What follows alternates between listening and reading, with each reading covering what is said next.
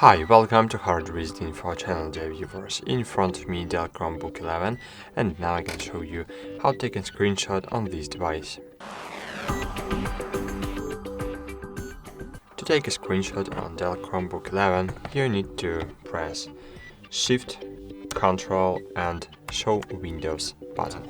And in this way, you will open the screenshot settings. So now I'm gonna show you how to use it. So as you can see here, we have several types of screenshot. So we can take a screenshot of full screen.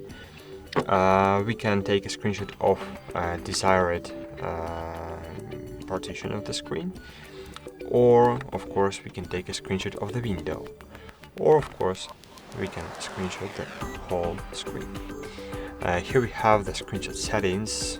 If you wanna record the video, you can choose enable microphone or disable the microphone, and that's it. So for example, if you wanna take a screenshot of whole screen, just select whole screen and click on any place on your screen. That's it. Thanks for watching. Like this video, subscribe to our channel, and bye.